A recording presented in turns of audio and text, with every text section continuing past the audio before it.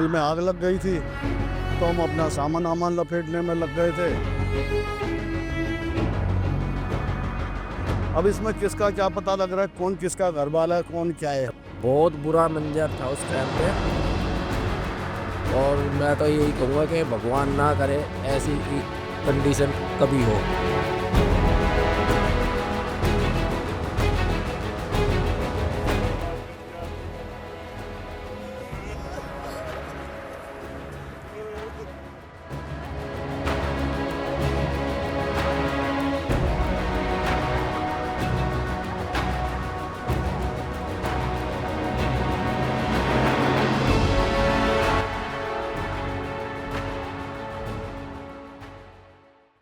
तेरह जून 1997 दिल्ली के boss area green park में एक सिनेमा हॉल, उस सिनेमा हॉल में पिक्चर चल रही है बॉर्डर, और यहाँ पर दर्शकों का तांता लगा हुआ है और ये पूरा पिक्चर हॉल फुल भरा हुआ था। लेकिन यहाँ पर ज्यादातर लोगों को शायद ही ये इल्जाम होगा कि ये पिक्चर उनकी जिंदगी की आखिरी पिक्चर बन जाएगी।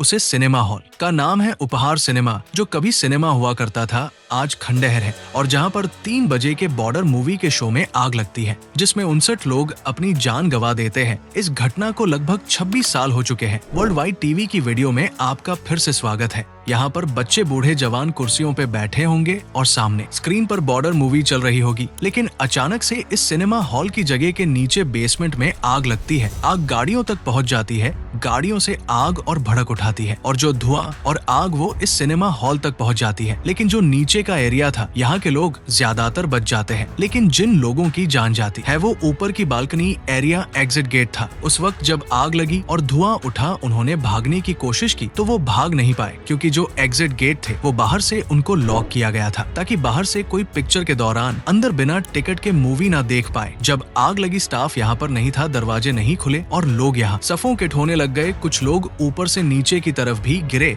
उनको इंजरीज आई, कुछ लोगों की जान गई, और कुछ लोग जो वहाँ से निकलने में कामयाब रहे वो ऊपर की तरफ भागे सिनेमा हॉल के टॉप पर। जो दरवाजा बंद होने के कारण लोगों ने बाहर के बाथरूम का दरवाजा तोड़ा और उसमें घुस गए। लेकिन सबसे ज्यादा लशे बाद में उसी वॉशरूम से निकली थी जहाँ से आग लगी थी। सिनेमा का बेसमेंट था जहाँ पर आग ट्रांसफार्मर में लगी थी। यहाँ खड़ी सारी गाड़ियों में आग लग चुकी थी, आग धड़क रही थी, गाड़ियों के फ्यूल टैंक तक आग पहुँच चुकी थी, और इस जगह से पूरी ट्रेजेडी शुरू हुई थी। जब आग लगने के बाद फायर ब्रिगेड को आग लगने की खबर, जो कॉल 21 मिनट बाद की गई जिसमें लोगों को बचाया जा सकता था, फायर ब्रिगेड को बताने में जो समय खराब कर दिए गए, और जब तक फायर ब्रिगेड पहुंची तब तक स्थिति और खराब हो चुकी थी और बहुत से लोगों की मौत हो चुकी थी और चारों तरफ बागडोर मच गई। जो वॉशरूम जिसकी बात की जाती है, जिसमें लोग छुपे, उन्होंने दरवाजा बंद कर लिया। लोग धक्का मार के उसे वॉशरूम में घुसते रहे ताकि किसी तरह से धुएं से बचा जा सके, और बाथरूम को लोगों ने अंदर से लॉक कर लिया ताकि वो किसी तरह से बच सके। जब यहाँ पर फायर ब्रिगेड पहुंची, लोग सफोकेट हो चुके थे और धुएं की वजह से उनकी मौत हो चुकी थी। इस सिनेमा में जिनकी मृत्यु हुई उसमें 59 लोग मारे गए, जिसमें 23 बच्चे थे। पर एक चीज आपको बतानी जरूरी हो जाती है कि 1997 में जो उपहार सिनेमा में आग लगी थी, वैसी ही एक आग यहाँ पर 11 साल पहले भी लगी थी। तब ये सिनेमा हॉल बंद था, क्योंकि जब से केस चल रहा है तब से इसको इसी तरह से रहने दिया गया। पहले यहाँ पर जो आग लगी थी उसमें कुछ जो कुर्सियां यहाँ पर बच गई थी, लेकिन जो 11 साल पहले उसमें कुर्सियां ज्यादातर और एरिया भी जल गया। यानी कि 2 बार यहाँ पर आग लग चुकी है। ये जो उपहार सिनेमा है, इसके मालिक अंसल ब्रदर्स थे, और जिनका नाम था गोपाल अंसल और सुशील अंसल, उनका उपहार सिनेमा था। ये सारी जानकारी इकट्ठी की उनके मुताबिक 1983 में गोपाल टावर्स होते थे, राजेंद्र नगर में उनमें सबसे पहले आग लगी थी। उसे वक्त 12 सिनेमा हॉल्स का जो लाइसेंस है वो कैंसिल कर दिया गया था, क्योंकि वहाँ पर फायर कोड वायलेशंस पाए गए थे। उसमें से उपहार सिनेमा भी एक था। लेकिन उसे तब भी जब ये बंद हुआ उसके बाद दोबारा टेम्परेरी लाइसेंस देकर इस सिनेमा हॉल को चालू कर दिया गया, और फिर 1983 के बाद 14 साल तक ये जो सिनेमा हॉल है टेम्परेरी लाइसेंस पर ही चालू रहा। लोग यहाँ आते रहे, मूवी देखते रहे टिल दी टाइम 13 जून 1997 पे यहाँ पर ऐसी फायर हुई जिसमें ये 59 लोग मारे गए। यानी कि 97 तक जो अथॉरिटी थी वो भी इन चीजों को नजरअंदाज करती रही। ऑफिशियल्स को इसमें सजा हुई, टोटल 12 लोगों को सजा 2008 में हुई थी। एक एसोसिएशन बनाई गई थी जो उपहार सिनेमा के विक्टिम्स थे, उनके घर वालों की तरफ से। इस एसोसिएशन का नाम था एव्यूटी एसोसिएशन फॉर विक्टिम्स ऑफ उपहार ट्रेजेडी। तो ये वो एसोसिएशन थी जिसने केस लड़ा, जिसकी मोहरी दर थी थी नीलम कृष्णमूर्ति और उनके पति शेखर कृष्णमूर्ति, उन्होंने ही ये केस 26 साल तक लड़ा। इन दोनों के ही बच्चे जो थे वो यहाँ पर इसी आग में जलकर मारे गए, जो ऊपर की बालकनी में थे। जो 59 लोग मारे गए उनकी फैमिली में से भी ज्यादातर लोगों ने